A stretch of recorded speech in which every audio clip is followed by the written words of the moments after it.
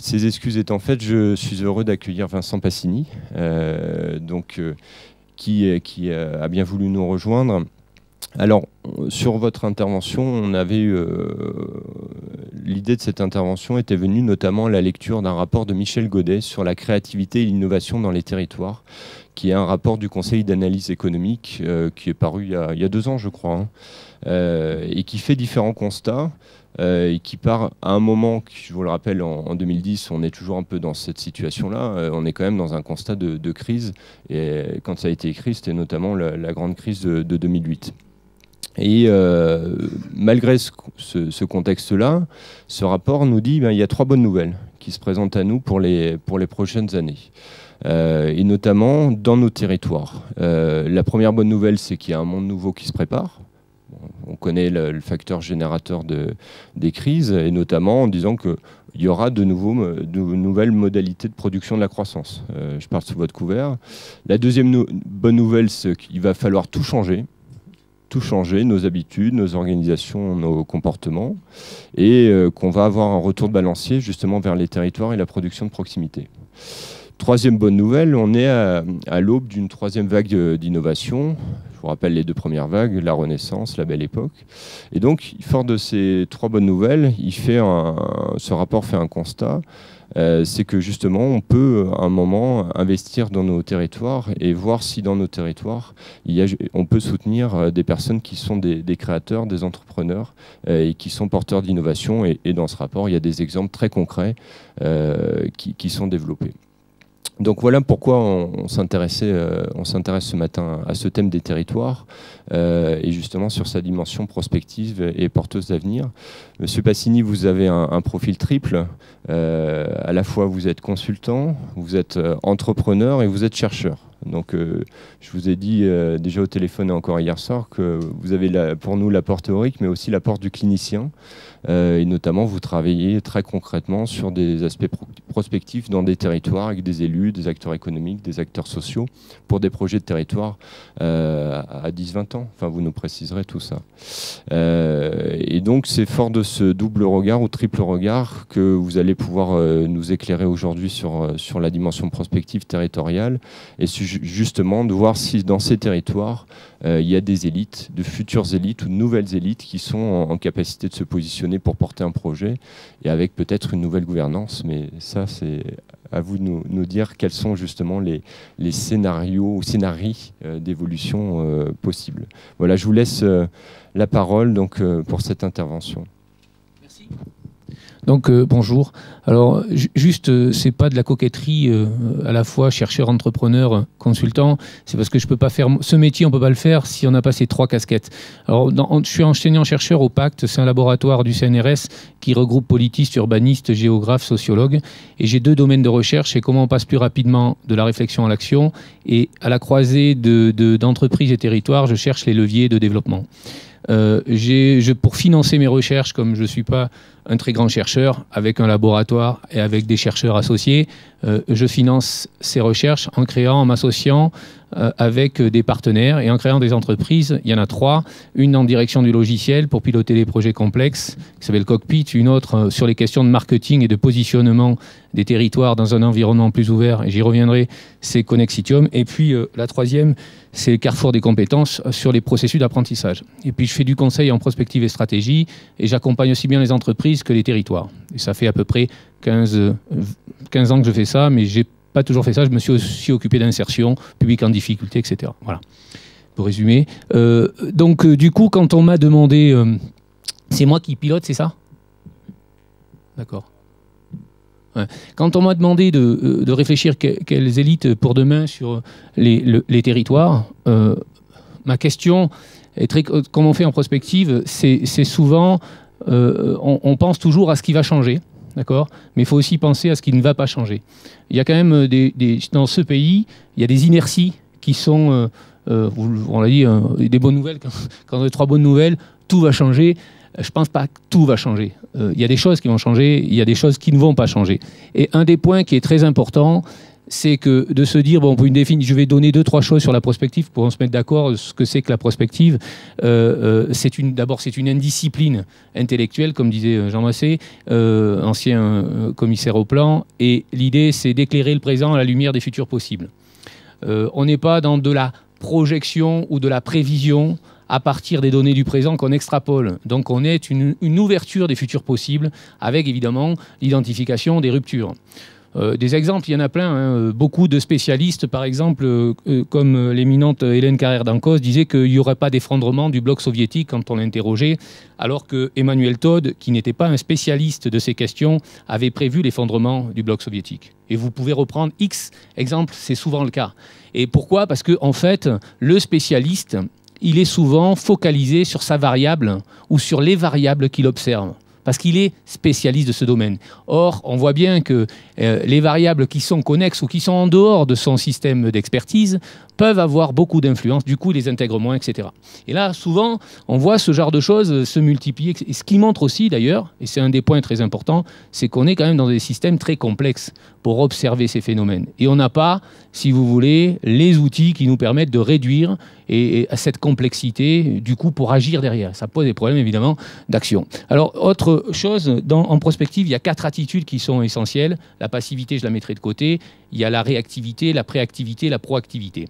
Et un exercice de stratégie qui est très intéressant, c'est vous classer toutes les actions que vous faites au mois et vous les répartissez dans ces 3 colonnes. Si une des colonnes est plus remplie que l'autre, il faut vous inquiéter. Si beaucoup d'actions sont dans la réactivité, vous avez le nez dans le guidon. Si au contraire, vous avez beaucoup d'actions dans la proactivité, hein, vous avez plutôt la tête dans la vision globale.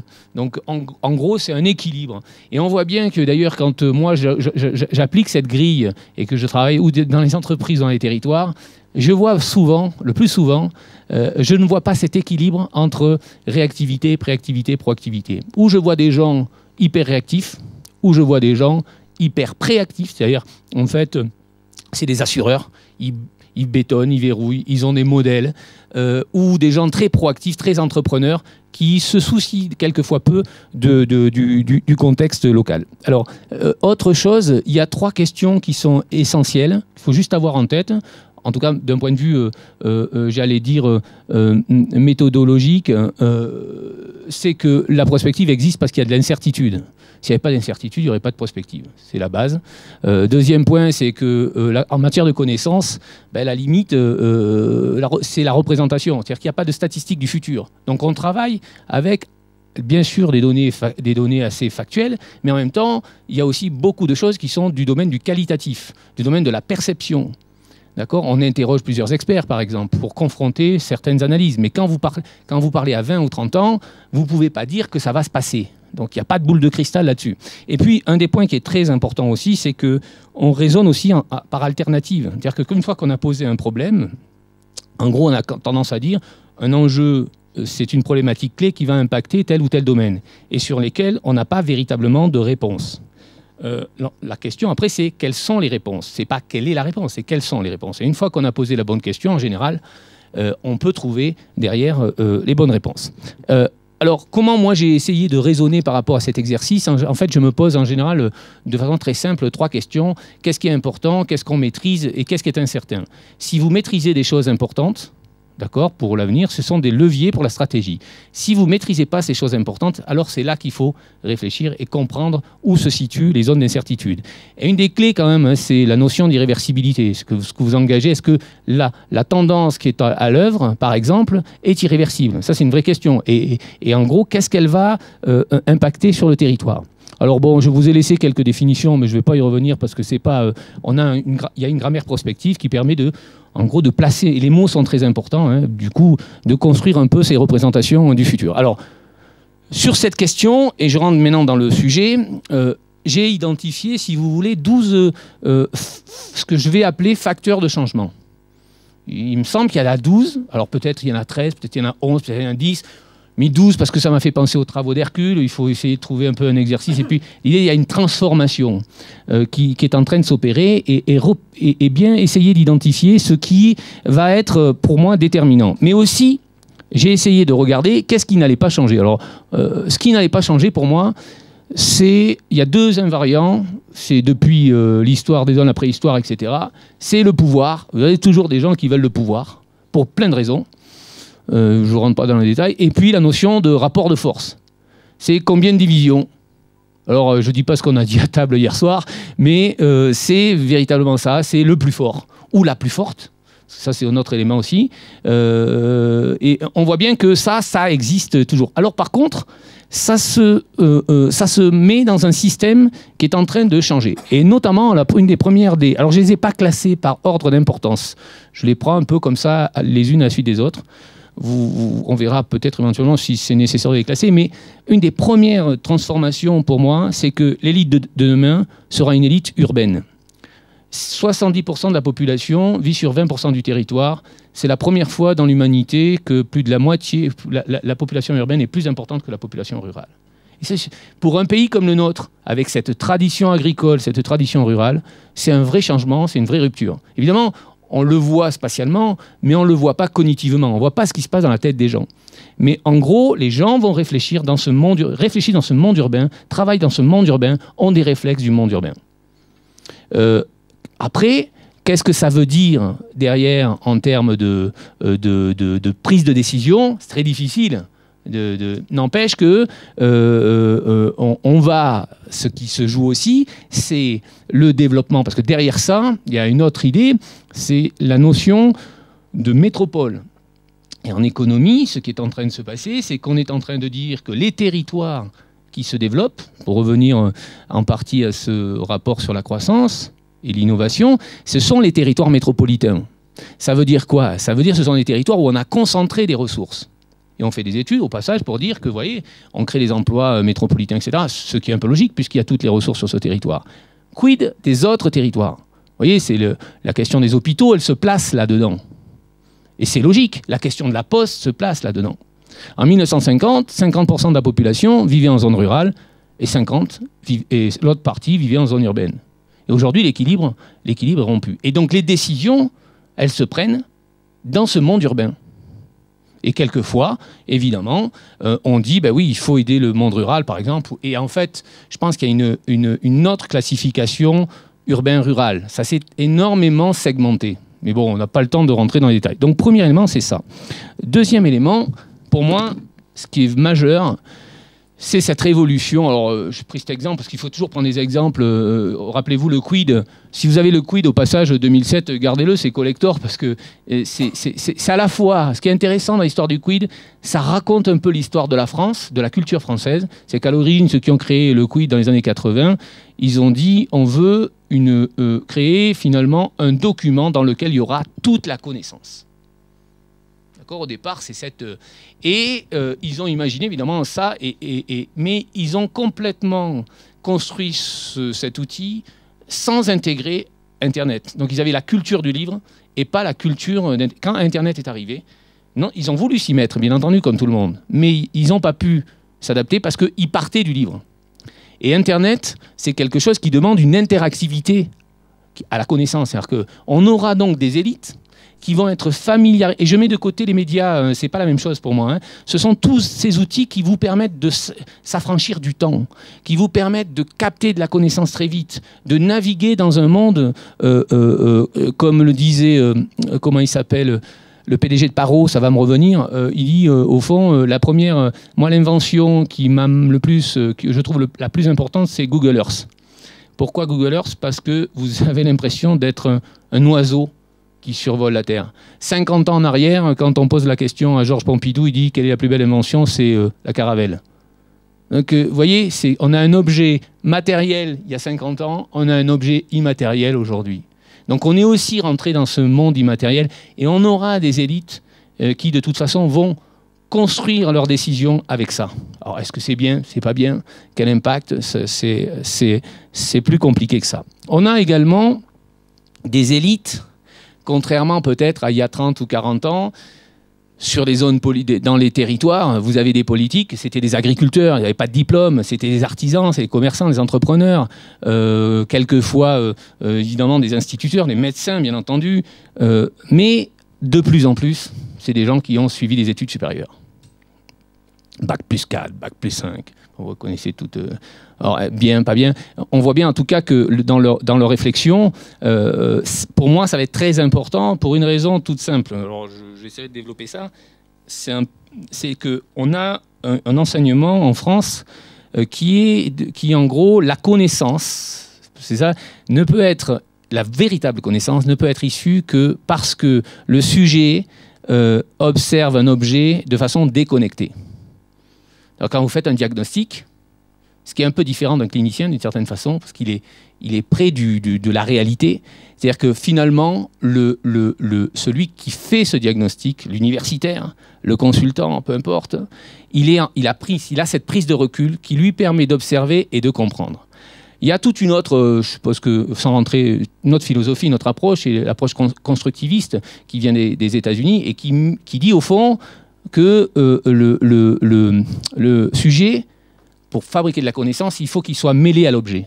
C'est pour ça que moi, je suis entrepreneur. C'est pas à un moment donné, vous ne pouvez pas comprendre les choses si vous n'êtes pas dedans. Ça, c'est un autre, je ne rentre pas dans les débats. Mais ce que je veux dire par là, c'est que les jeunes d'aujourd'hui, qui seront les élites de demain, sont formés avec cette idée de dire, cette prise de recul, etc. Donc après, se posera des questions sur la prise de risque, des questions d'entrepreneuriat, etc. Donc moins vous êtes sensibilisé avec cette action, plus c'est compliqué après.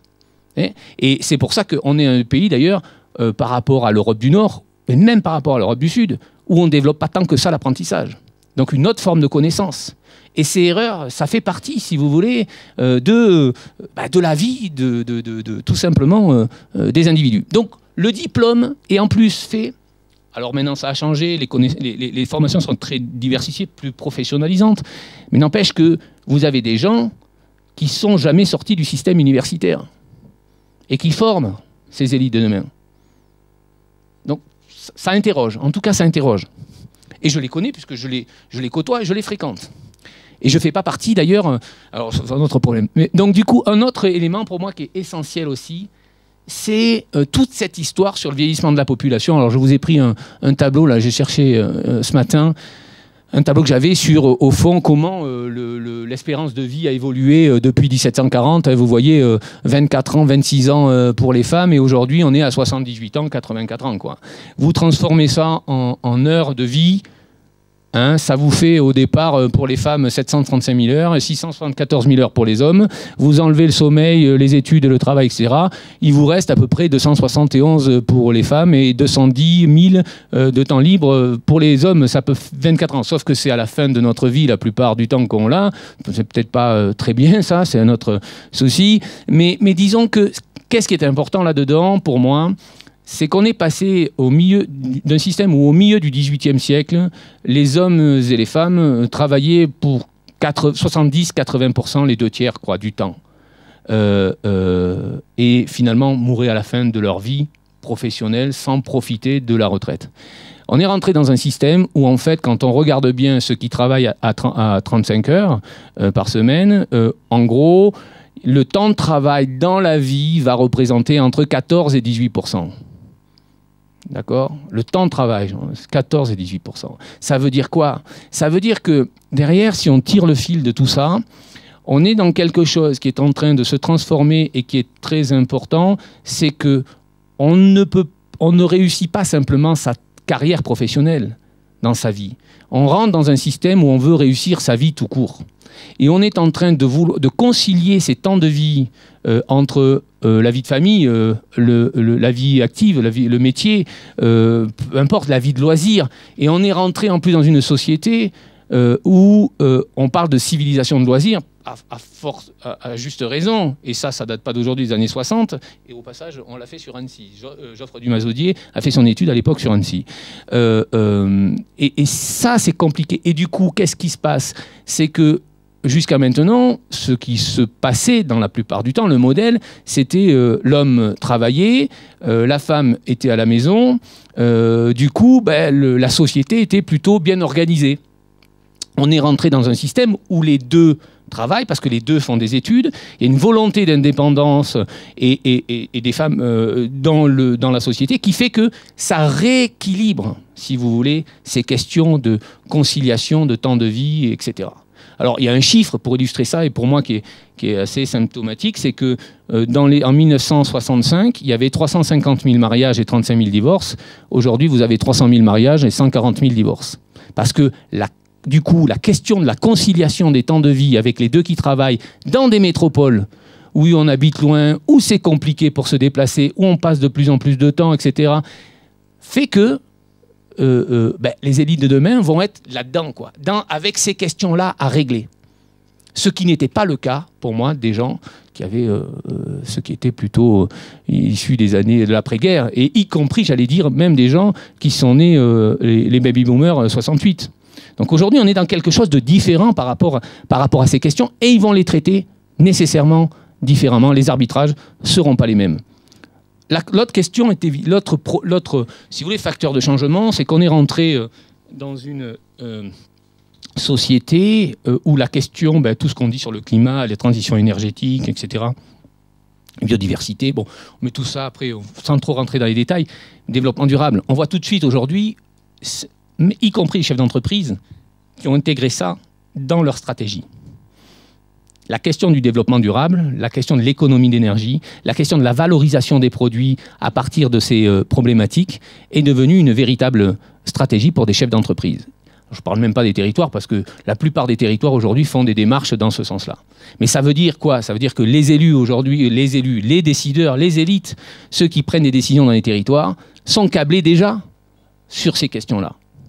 Et il y en a même qui, au passage, si vous voulez, ont leur petit jardin j'en connais un certain nombre qui cultivent leur jardin, même habitant en ville. Ils ont leur petit potager, etc. Donc il y a une vie, et avec tout ce qu'on raconte sur le bien manger, tout ça, le bien vivre. Donc il y a un élément là qui va être aussi très important et qui est en train de faire changer certains équilibres dans les territoires. C'est-à-dire que les Verts, alors je connais mieux, je travaille pas mal sur la région Rhône-Alpes, mais sur d'autres régions, je suis aussi dans les Hautes-Pyrénées. D'ailleurs, au passage, alors c'est peut-être provoquant ce que je vais dire, là où il n'y a pas de Verts, c'est qu'en gros, je fais le constat, mais je prends des gants, hein, je le dis vraiment ici, je ne devrais pas dire parce que on est filmé, mais c'est qu'il n'y a pas de bobos. Là où il y a des bobos, il y a, je trouve, beaucoup plus de Verts qu'ailleurs. Ça, je ne sais pas si c'est bien, si c'est pas bien, mais ça veut dire. Et où on les trouve? On les trouve plutôt dans les métropoles, dans les zones urbaines. Et ils vivent là, et ils défendent là. Et il y a des territoires en région parisienne qui n'ont pas vu venir cette arrivée de population, d'accord? Plutôt, et dans des endroits où on était dans les Hauts-de-Seine, donc on vote plutôt à droite.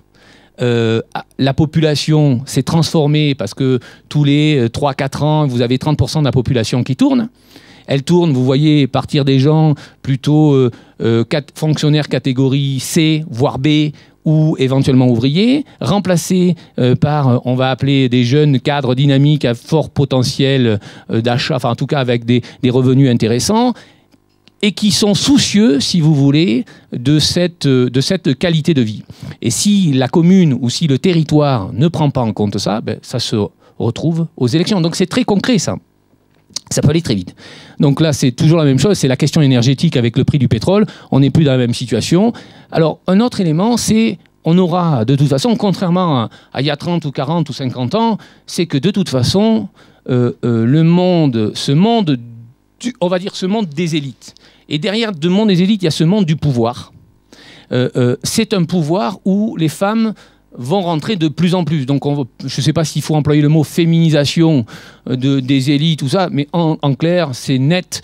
On a de plus en plus de femmes dans les conseils municipaux, dans les conseils régionaux, y compris chefs d'entreprise, y compris des CCI. Aujourd'hui, c'est pas flagrant. Enfin, il y a des endroits où ça reste très, très masculin. N'empêche que le regard des femmes va rentrer et va modifier, si vous voulez, la façon de traiter les problèmes. Et alors après, je ne sais pas comment ça va se passer avec les hommes, ça c'est notre problème. Est-ce qu'elles vont après, la question c'est est-ce qu'elles auront les mêmes réflexes que les hommes ou pas les hommes, etc. Ça veut dire non, moi j'en sais rien. Ce que je sais, c'est que aujourd'hui, les élites, il y aura de plus en plus de femmes qui feront partie de ce qu'on appelle les élites de demain sur les territoires. Et ça, c'est un changement qui est relativement important. Un autre élément, c'est tout ce qui va concerner la mondialisation. Et je mets derrière la mondialisation, c'est cet élargissement des espaces. Et en fait, on a quand même des élites qui, très concrètement, parlent plusieurs langues. Avant, vous avez ces élites, alors, parce qu'on est un pays particulier par rapport aux langues, mais disons que c'était très rare de voir certains acteurs politiques parler l'anglais, par exemple. Aujourd'hui, vous trouvez pas mal de gens qui parlent l'anglais, voire l'allemand. Donc ça montre aussi, bon, évidemment, les gens sont allés à l'école plus longtemps, ils sont allés à l'université, on retrouve ça. Donc, et ça, c'est cette ouverture qu'il n'y avait peut-être pas avant sur les autres pays. Et puis, bien entendu, quand je mets la mondialisation, il y a l'Europe derrière. Hein. C'est aussi des élites avec une conscience beaucoup plus aiguë de la question européenne. Enfin, alors je vais rester un peu plus longtemps là-dessus, c'est que pour moi, une des transformations majeures de ces dernières années, c'est qu'on est rentré, alors je vais le dire vite et après le commenter, dans un système territorial qui est devenu beaucoup plus ouvert. Où au fond, le territoire ne se développe pas simplement grâce à ses ressources endogènes, mais se développe aussi parce qu'il est capable de capter de nouvelles ressources, avec des ressources exogènes. Alors je vais essayer de commenter ça. Et ça, pour moi, c'est un véritable changement de représentation. On n'est plus, si vous voulez, dans des diagnostics. On dit, voilà, l'agriculture, l'industrie, les services, sur mon territoire. On est sur des territoires qui s'étendent un peu comme, je vais prendre l'exemple du bassin annécien. Voilà Annecy à 30 ans d'écart. En haut, vous êtes dans les années 70. En bas, vous êtes à la fin des années 90. On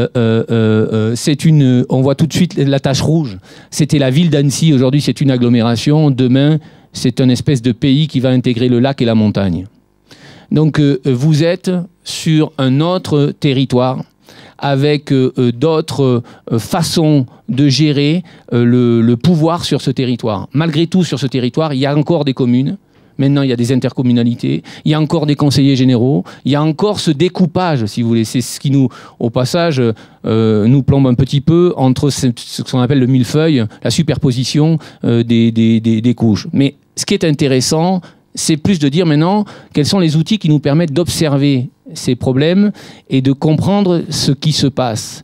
Et est-ce que les élites demain vont avoir une autre représentation de ce qu'est l'économie ou ce qu'est le développement sur un territoire.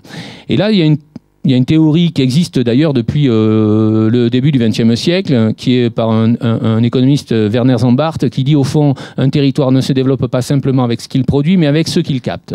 Et il y a un monsieur qui s'appelle Laurent Dazy, je ne sais pas si vous avez entendu parler, qui a développé un modèle qui permet de comprendre, de mesurer ce que capte un territoire. Et c'est tellement intéressant. Ah, voilà, pardon. Donc en gros, dans ce que capte un territoire, on n'est plus dans des réflexions macroéconomiques qu'on mesure avec en général le PIB et la croissance. Là, on est beaucoup plus sur des questions de revenus et de consommation. Et en gros, un territoire capte 4 types de revenus. Des revenus productifs, c'est-à-dire au fond des activités qui sont sur le territoire, qui produisent des biens et des services et qui sont vendus à l'extérieur. On rentre encore dans ce monde plus connecté, ce monde d'échange. Et avec ça, vous payez des collaborateurs. Vous avez les revenus qu'on appelle les revenus publics, qui sont en gros les impôts permettent de payer les salaires des fonctionnaires qui sont sur le territoire. Vous avez les revenus des prestations sociales et vous avez ce qu'on appelle les revenus résidentiels, qui combinent à la fois les revenus des dépenses touristiques, les revenus dortoirs, les gens qui dorment sur ce territoire et qui vont travailler ailleurs, et puis vous avez les revenus des retraités. Quand vous combinez tout ça, vous vous apercevez qu'en fait, le territoire français, dans sa grande majorité, fonctionne avec ce qu'on appelle la base résidentielle. C'est que pratiquement plus de la moitié des revenus sont issus de cette base résidentielle, à savoir dortoir, retraite, tourisme. Et maintenant, ce qui est intéressant, c'est de voir du coup l'analyse que l'on peut faire sur la compréhension de ce que les élites ont du système de développement ou de leur modèle de développement au travers l'agriculture, à travers l'industrie, à travers les services, est en train de se modifier. Et en fait, il y a 2 types de moteurs. Un moteur productif, et un moteur résidentiel, avec un moteur d'amortisseur qui serait le public et le social. Sur le moteur productif, on voit bien que dans certains territoires, on est à moins de 15, 12, 11%, il est quasi atone, voire moins des fois. Sur le moteur résidentiel, il fonctionne uniquement, si vous voulez, avec les revenus captés du tourisme, des retraites et des dortoirs. Si demain, il y a une réduction du volet retraite, ça impactera directement la consommation locale et ça impactera directement les emplois. Et ce qui est, là je vous montre un tableau rapidement pour comprendre un peu cette mécanique, ça se traduit par 3 chiffres essentiels. Le premier, c'est qu'est-ce que capte un territoire, qu'est-ce qu'il distribue et qu'est-ce qu'il transforme. Quand ce qu'il capte, vous avez là par exemple un exemple, l'Ardèche méridionale capte 18 496 € par an et par habitant. D'accord. La moyenne, elle capte donc 6 000 € un peu de plus que la moyenne régionale ou la moyenne nationale. Mais par contre, il lui faut 2 fois plus d'argent que la moyenne régionale ou nationale par emploi de proximité. Et elle a 1,5 fois moins d'emplois, elle a à peu près 50% de moins d'emplois de proximité que la moyenne régionale ou nationale. Ça veut dire quoi? C'est-à-dire que le modèle qui est en train de se développer sur ces territoires, j'ai pris cet exemple au hasard, je ne vais pas tout commenter, il est essentiellement un modèle de cueillette, donc modèle classique, qui aujourd'hui ne tiendra pas, en plus il y a la grotte Chauvet, je ne vais pas trop rentrer dans les détails, qui permet pas de créer de la valeur ajoutée sur le territoire. Et ça, on va arriver avec des élus, des décideurs, des acteurs, qui sont en train de changer la façon en tout cas, ils regardent différemment l'économie de leur territoire. Alors, c'est pas, et dans 10 ans, pour être sûr que ces questions-là deviendront centrales dans la prise de décision. Et là, je ne parle pas des questions de développement durable, parce qu'il faudra combiner ces analyses sur les moteurs du développement avec la question énergétique, ce qui n'est pas encore le cas. Vous m'arrêtez si... est-ce que c'est bien clair ce que j'ai raconté ou pas là? Bon. Dernier point, et 4 autres. On est rentré aussi dans un monde où le poids des réglementations est devenu plus qu'important. Et les élites, encore une fois, qu'elles soient dans le domaine privé, dans le domaine public, elles ont affaire à ces réglementations. Donc le droit, la formation en droit, les juristes, etc., c'est quelque chose d'essentiel. Et une des premières choses qu'on fait, en général, quand on prend une décision, on s'assure qu'on est bien en règle avec la loi. Ce qui, d'ailleurs, au passage, peut être un réflexe intéressant pour se protéger, mais pas forcément un très bon réflexe toujours pour entreprendre. L'action publique avec moins d'État. C'est-à-dire qu'on est sur des territoires où, pendant très longtemps, il ne faut pas se leurrer, le préfet, c'était la personne la plus importante du département, du territoire. Les communes dépendaient des services de l'État pour les diagnostics, pour les choses comme ça. Aujourd'hui, c'est de moins en moins vrai. Aujourd'hui, les communautés de communes, les communautés d'agglomération essayent d'être beaucoup plus autonomes par rapport à ces questions. Elles ont recruté. Elles ont créé de nouveaux services d'aménagement, de développement économique. Les chambres consulaires ont fait la même chose au passage. Ça doublonne. C'est-à-dire qu'on aurait pu se dire, tiens, comment mutualiser? Mais c'est un autre problème. C'est-à-dire que l'État se retirant fait qu'on a des acteurs aujourd'hui qui sont beaucoup plus aguerris à ces questions d'aménagement et de développement. Et l'État, du coup, perd de sa compétence parce qu'en partie, il en a transféré une certaine partie. On est rentré aussi également dans un système où je ne connais pas encore un diagnostic sur un territoire qui se fait sans participation. C'est-à-dire que tout ce qu'on met derrière le vocable démocratie participative, par exemple, c'est vous faites un aménagement, il faut faire une enquête publique ou il faut faire un groupe citoyen, etc. Donc on est aussi avec des acteurs qui sont intégrés dans un nouveau système démocratique, où la participation a plus d'importance qu'elle n'en avait avant. Et que l'élite est moins un chef, si vous voulez. Il apparaît moins quelqu'un qui va décider, un peu comme on a l'habitude de l'avoir en pays latin, mais plutôt dans une sorte d'animateur, de coordonnateur qu'on peut retrouver dans les pays nordiques.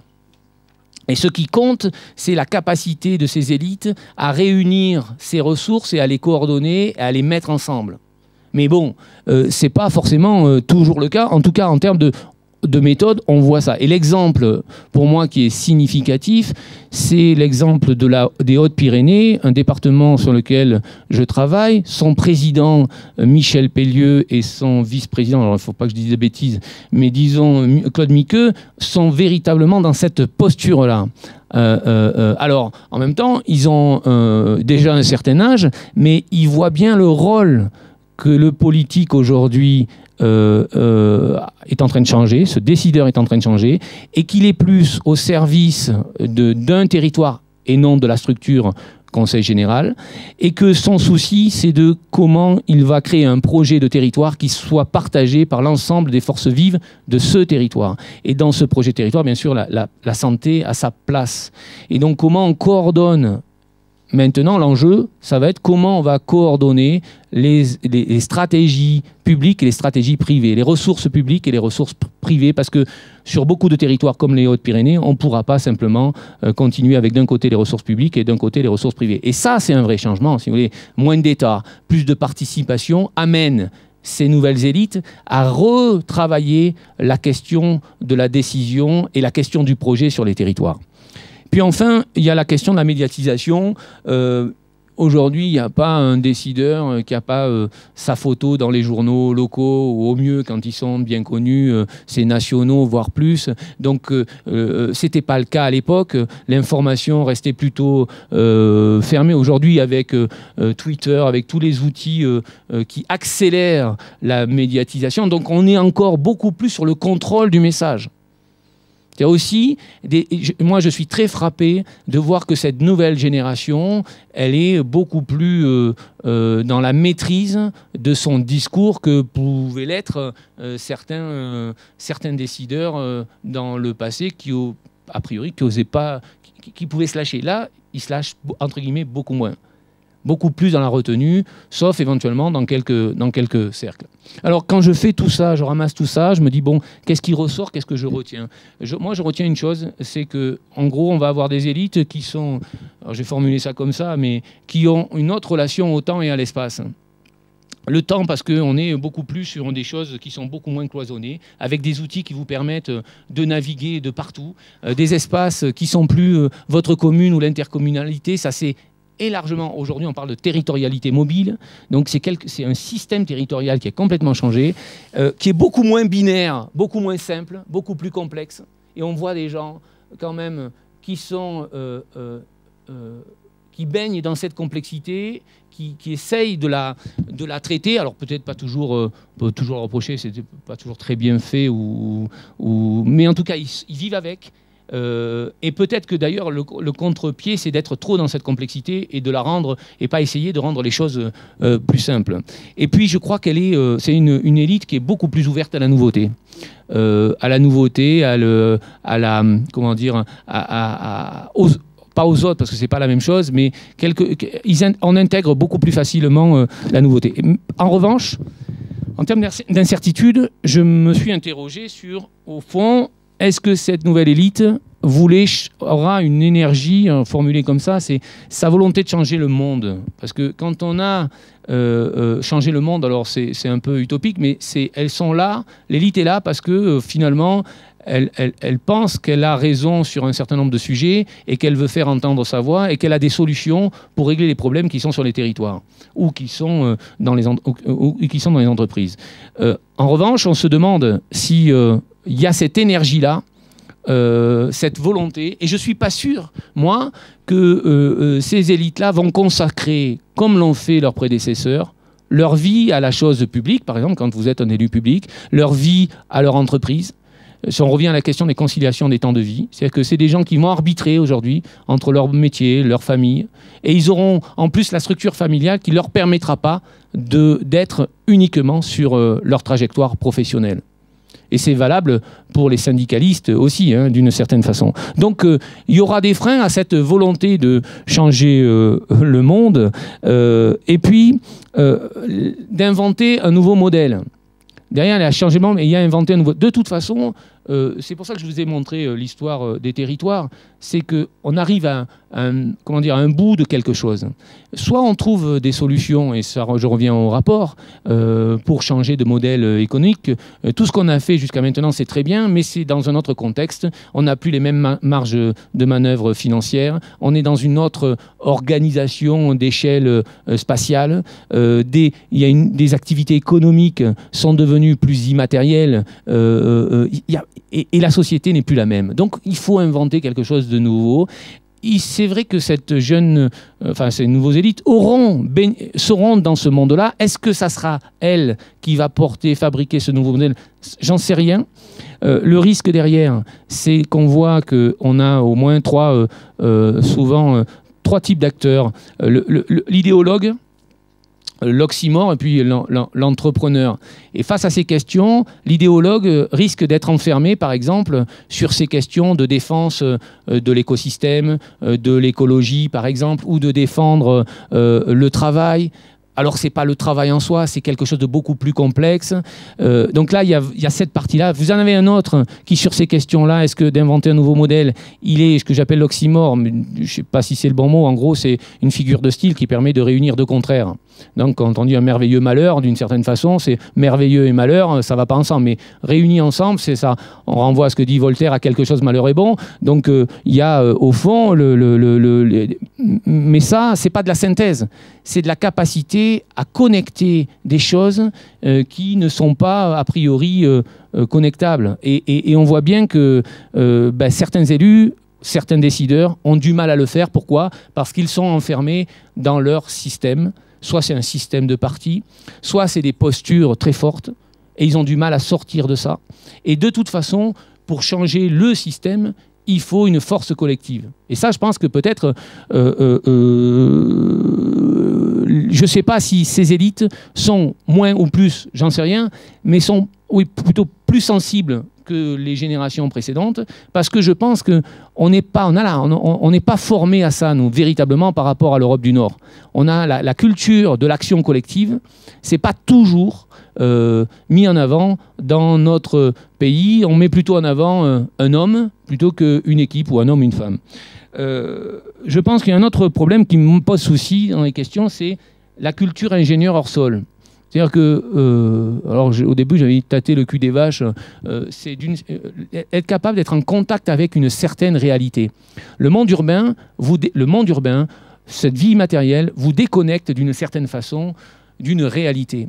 La question, c'est est-ce que c'est bien, est-ce que c'est mal? Je ne pose pas tellement comme ça, mais je me dis, moi, je m'interroge sur la capacité de ces élites à bien se connecter à cette réalité et à bien restituer cette réalité. Et c'est pour ça que le politique aujourd'hui, la commune est importante d'une certaine façon, parce que vous êtes en contact direct avec une réalité. Dès que vous montez d'un échelon, vous avez perdu ce lien avec cette réalité-là. Et si cette réalité-là n'apparaît plus, du coup, quid des décisions qui vont se prendre?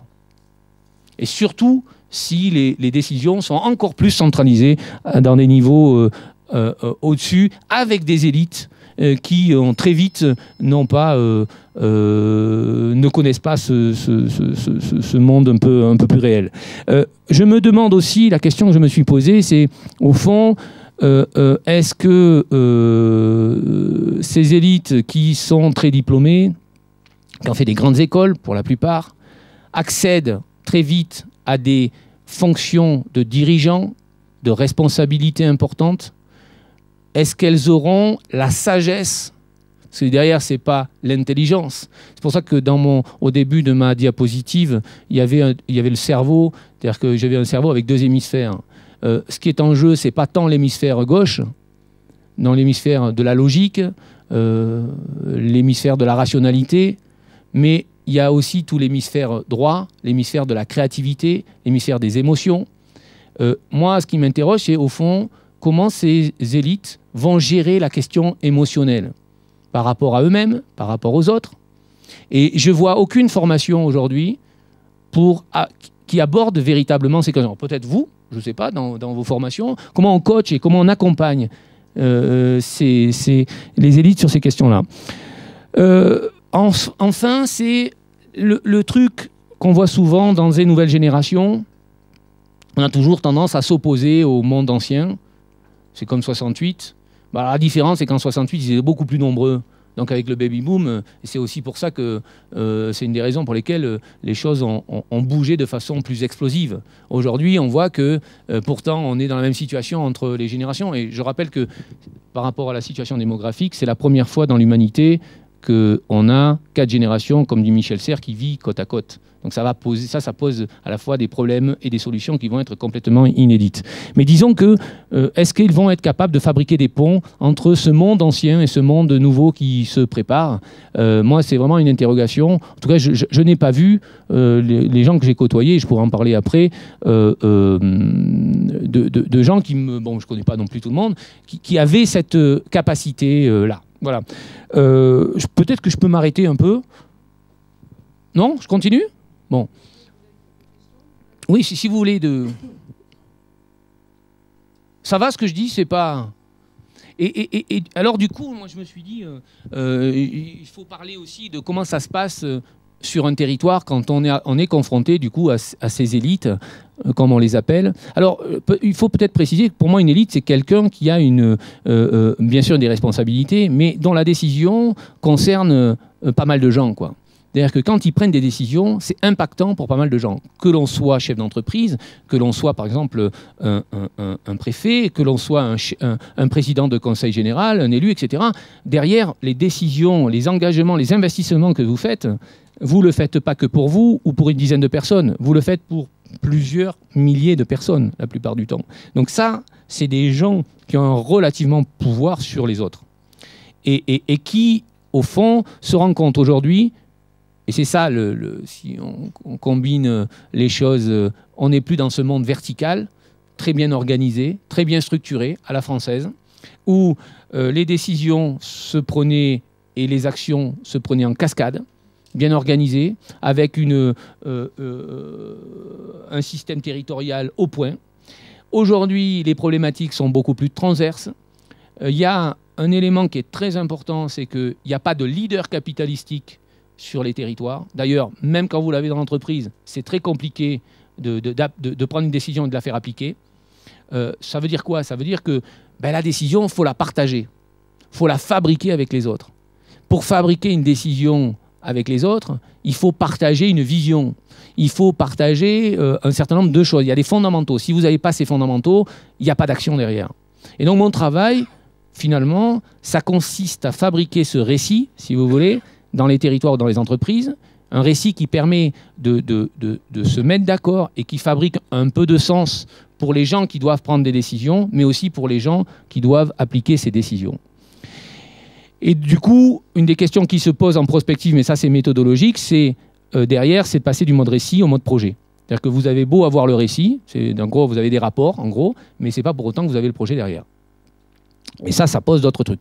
Mais pour revenir à donc quand j'interviens sur les territoires, en fait, voilà le problème que j'ai. Et je me trouve effectivement face à des élites anciennes, modernes, etc. Et ma question, c'est comment je les mets dans le même avion. D'abord, dans un premier temps, je les entraîne à regarder le même objectif. Donc, il faut qu'ils partagent des connaissances un peu identiques. Et on s'aperçoit que là, alors là, c'est très net, c'est que vous avez, je reviens à mes 3 catégories, l'idéologue, l'oxymore et l'entrepreneur, c'est que là apparaît 3 types d'individus. Les individus qui, au fond, vont se dire mais ce que vous nous proposez, monsieur, c'est pas du tout là où on veut aller, et ça correspond pas à notre idéologie. Et donc, et je trouve que les jeunes générations, de ce point de vue-là, je ne vois pas de différence avec les anciennes. En gros, que ça soit à droite ou que ça soit à gauche, on a la même... on défend les mêmes idées, d'accord? Et souvent avec le même état d'esprit.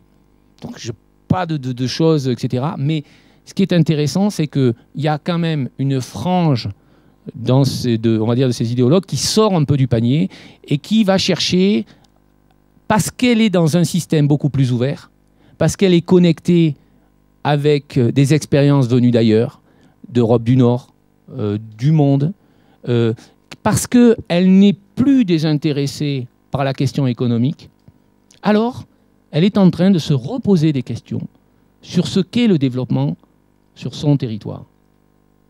Et d'une certaine façon, c'est le point pour moi qui est vraiment essentiel, de voir que si dans le parti des Verts, ou dans le parti communiste, ou dans le parti UMP, ou dans le parti PSP, peu importe, tous les partis, on a ces gens qui défendent des idées, etc. Mais ils arrivent avec cette ouverture-là. Ils ont des expériences d'amis comme eux, qui ont développé tel ou tel projet, dans le domaine de la santé par exemple, dans le domaine de l'insertion, où on ne rejette pas le monde de l'entreprise. Et je pense que là, c'est une vraie question pour... de l'autre côté, il y a d'autres choses, mais ils ne rejettent pas le monde de l'entreprise. Ils se posent des questions plus complexes. Ce n'est pas d'un côté l'agriculture, l'industrie, les services. Vous voyez, et j'ai des cas d'élus régionaux, par exemple, qui font cette ouverture-là. Et pour moi, c'est essentiel. Et ça permet de refabriquer de la connaissance, si vous voulez, sur ce qu'est le territoire.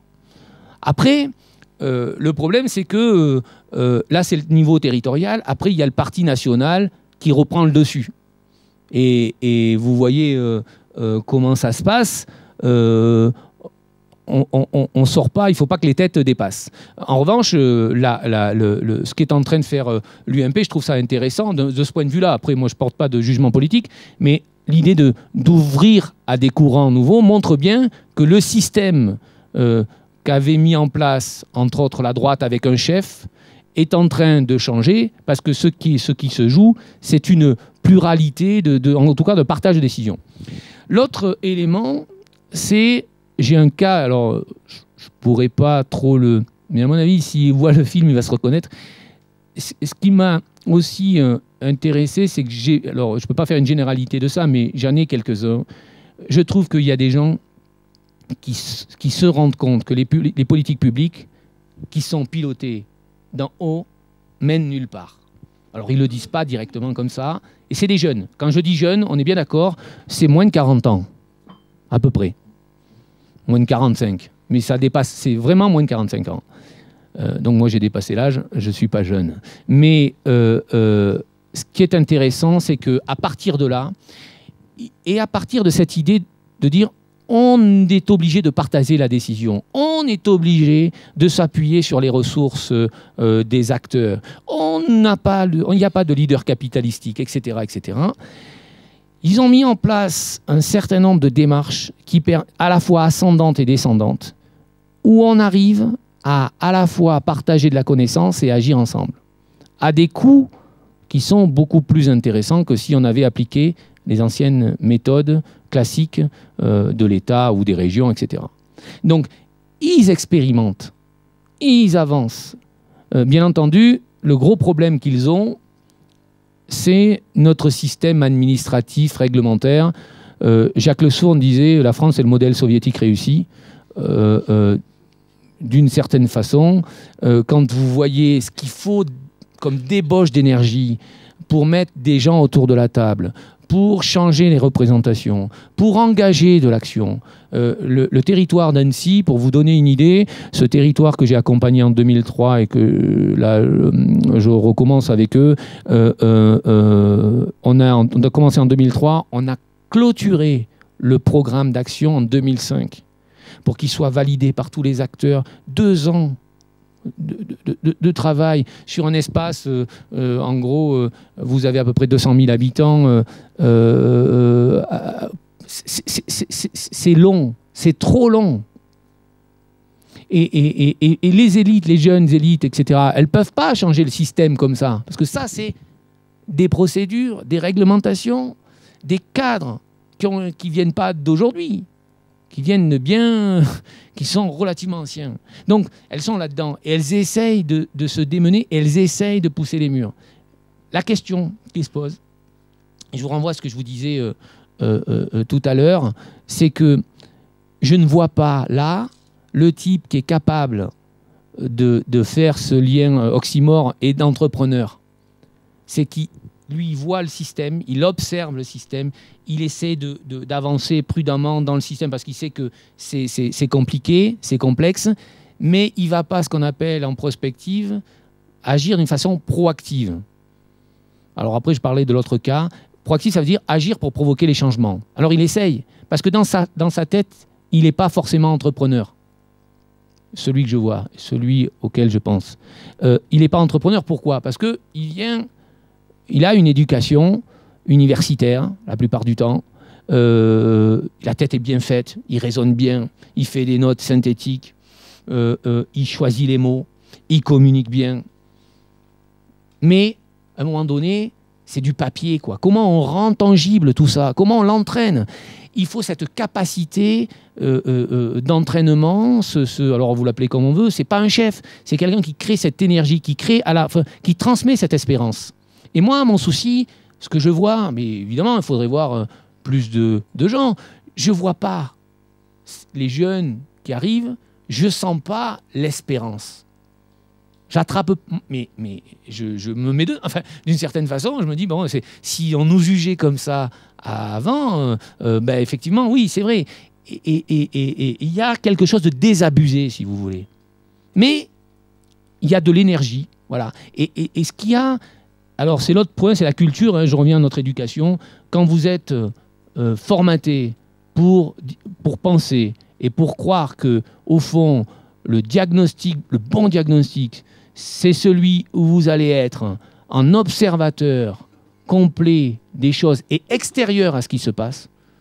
Non, quand on pense ça, c'est que derrière, du coup, on ne sera jamais entrepreneur. Parce qu'on aura toujours peur d'agir. Parce que pourquoi? Pour une raison toute simple.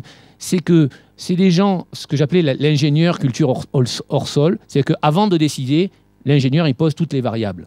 Il a modélisé son système. Il a toutes les variables, et ça, etc. En fait, je vais vous donner une image pour l'illustrer. C'est que ça, c'est l'exemple de l'avion.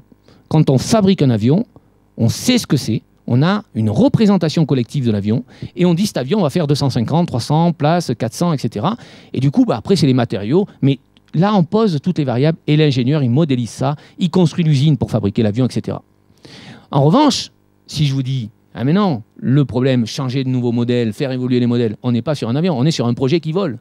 Définir un projet qui vole, construire une stratégie pour fabriquer un projet qui vole, c'est plus du tout la même chose.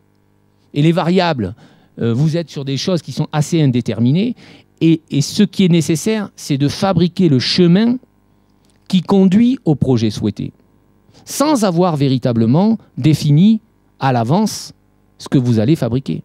Et on est dans cette situation-là aujourd'hui. C'est que ancienne élite ou jeune élite, je pense, ils sont confrontés à ce problème de posture, c'est-à-dire et de connaissance. C'est je ne sais pas véritablement où je vais. Donc si je ne sais pas où je vais, je ne prends pas de décision, j'agis pas. J'attends d'avoir l'espace. Et c'est pour ça qu'on a aujourd'hui ces situations par rapport aux retraites, par rapport aux questions du chômage, par rapport à la réforme de la santé, parce qu'on attend. Alors, je n'ai pas dit, mais j'ai été, pour Territoire France 2020, l'expert en prospective avec Nathalie Bassalère sur santé et territoire et temps et territoire. C'est deux groupes qu'on a accompagnés sur ces questions-là avec Emmanuel Vigneron. Mais on voit bien qu'on a posé, dans certains cas, le diagnostic, il y est. Mais on n'a pas le cadre d'action qui permet d'agir, parce que derrière, qu'est-ce qui est important? C'est ces questions de jeu d'acteurs qui sont bien plus importantes que, à la limite, le chiffre. C'est-à-dire que vous avez devant les yeux le chiffre clé qui vous dit, mais non, il faut aller là, pas là. Vous n'y allez pas parce que le jeu d'acteurs bloque. Et il n'y a pas un diagnostic où on intègre cette question des jeux d'acteurs dans le diagnostic. Je vous défie de m'en trouver un. Et pourtant, nous, en prospective, un des trucs qu'on a développé à l'école française, c'est justement de développer le jeu d'acteurs avec, par exemple, des outils comme Mactor, etc. Et la question méthodologique qui va se poser, c'est comment on intègre le jeu d'acteurs dans la phase diagnostique, par exemple. En termes de méthodologie, pour moi, c'est très important. C'est que si je ne l'intègre pas là, de toute façon, je me le prends à la sortie et je ne sais pas après... bon, enfin bref, je rentre. Mais ce que je voulais dire, c'est que voilà la question clé. Et les gens ne veulent pas prendre de décision, jeunes ou ancienne élite, c'est la même chose. Et puis, vous avez un troisième cas. Et ça, on le voit de plus en plus, mais ils ne viennent pas de l'administration. Ils viennent du monde de l'entreprise. De jeunes entrepreneurs, mais avec une une patate. Ils ont envie de changer un peu les choses. Et ils en ont marre. Mais quand on discute avec eux, alors dedans, vous retrouvez peut-être des gens comme le CJD. Ils ont marre de toutes ces institutions qui sont là pour représenter les entreprises et qui ne développent pas toujours les stratégies qui vont bien pour ces entreprises. Ils ont affaire avec ce côté politique. Donc au début, ils ont cette utopie, cette énergie, ils rentrent, mais ce qui se passe, c'est que ils ont deux choses, à mon avis, qu'ils n'ont pas toujours. C'est la peau de crocodile. Il faut une peau, il faudrait pouvoir résister, parce que vous êtes dans des jeux d'acteurs compliqués. Et puis, ce que je disais tout à l'heure, ils sont sur d'autres paramètres, sur les questions de conciliation de temps de vie professionnelle, temps de vie privée. Et puis, que ça soit une femme ou que ça soit un homme, quand elle s'est engagée dans une action, je vois très bien les acteurs, ils ont poussé pour qu'on ait sur certains territoires d'autres stratégies, une autre façon de faire. Ils s'investissent à fond, ils ont l'énergie pour le faire. Mais au bout d'un moment, ils disent mais si ça ne débouche pas, j'arrête. Et je vais aller, parce que ma femme, ou parce que mon mari, ou parce que, etc., je ne vois pas mes enfants, je n'ai pas le temps de faire ci, je n'ai pas le temps de faire ça. Et ça l'était beaucoup moins avant. Les hommes, ou le peu de femmes qu'il y avait, ne se posaient pas tout à fait les questions comme ça. Ils suivaient leur carrière professionnelle, ils suivaient leur engagement professionnel, et ils allaient au bout de cet engagement. Et c'est là ce qui est embêtant, c'est que du coup, si vous voulez qu'on remplace, et en tout cas moi je le souhaite, qu'il y ait un renouvellement, parce que le danger aujourd'hui, c'est d'avoir de la consanguinité dans des instances où on prend de la décision. Et des exercices de prospective, pour nous, c'est très intéressant. On fait des ateliers. Michel Godet avait accompagné un avenir sur la sidérurgie française, fait avec d'éminents chercheurs, polytechniciens, école des mines, etc. Donc des gens tout issus de même corps d'État, de même formation. Ils identifient 3 scénarios et on leur demande de probabiliser les scénarios. Et il y a 3 nouveaux scénarios qui sortent avec une probabilité d'occurrence plus forte. Parce qu'ils avaient écarté, en gros, notamment, les questions de si on est dans une contrainte économique, on ne nous imposera pas des réglementations concernant l'environnement.